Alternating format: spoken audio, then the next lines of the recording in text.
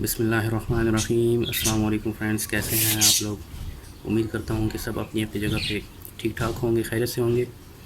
मैं हूँ आपका होस्ट और आप देख रहे हैं यूसुफज़ई फूड चैनल। आज मैं आपके लिए बड़ी ज़बरदस्त सी वीडियो लेकर आया हूँ जिसमें हम एक रेसिपी बनाने जा रहे हैं जो कि हर किसी को बहुत पसंद है और बहुत इजी रेसिपी है, हर कोई को घर में बना सकता है इजीली। आज हम कड़ी पकौड़ा बनाने जा रहे हैं और मैं आपके साथ इसकी रेसिपी आज शेयर करूँगा इंशाल्लाह। तो आप मेरे साथ ही रहिएगा और वीडियो को एंड तक देखिएगा। उससे पहले अगर आपने मेरे चैनल अभी तक सब्सक्राइब नहीं किया तो काइंडली सब्सक्राइब कर लें और बेल आइकन ज़रूर दबाएं ताकि आपको मेरी हर आने वाली नई वीडियो की नोटिफिकेशन टाइम पर मिल सके। तो चलिए वीडियो को आगे बढ़ाते हैं और देख लेते हैं कि हमें कड़ी पकौड़ा बनाने के लिए किन किन इंग्रेडिएंट्स की ज़रूरत है। तो सबसे पहले है जो हमारा पहला इंग्रेडिएंट है वो है लहसुन और अदरक का पेस्ट, जो कि हमने लिया है 2 टेबलस्पून।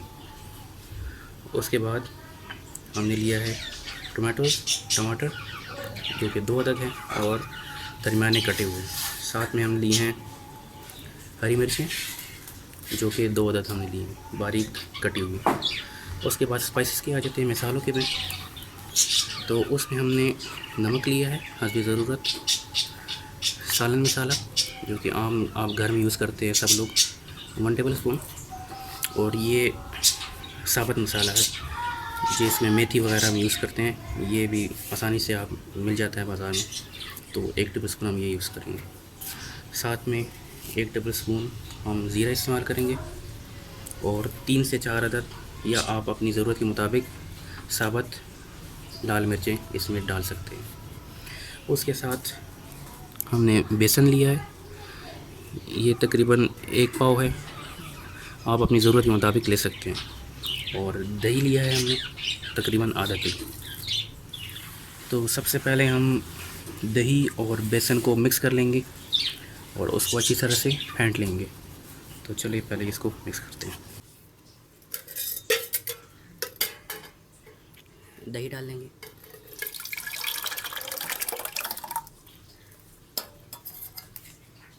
और इसको अच्छी तरह से फेंट लेंगे।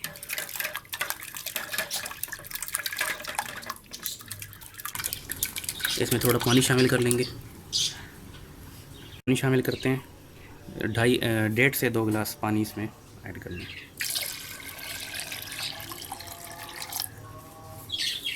अब इसको अच्छी तरह से मिक्स कर देंगे और फेंट लेंगे।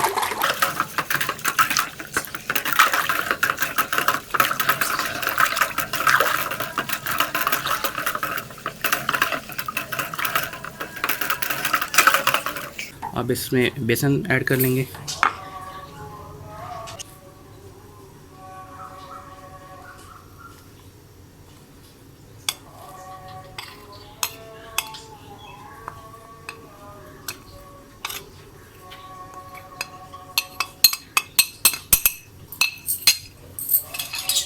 अब इसको अच्छी तरह से मिक्स कर लेंगे।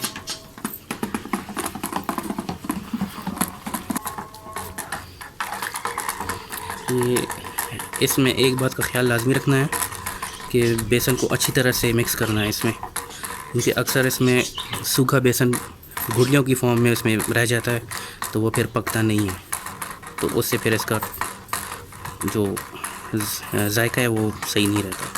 अच्छी तरह से इसको मिक्स करें। तो ये बेसन अच्छी तरह से मिक्स हो चुका है और हम अभी किचन में चलते हैं और इसके लिए तड़का बनाते हैं और इसको पकाते हैं। चलिए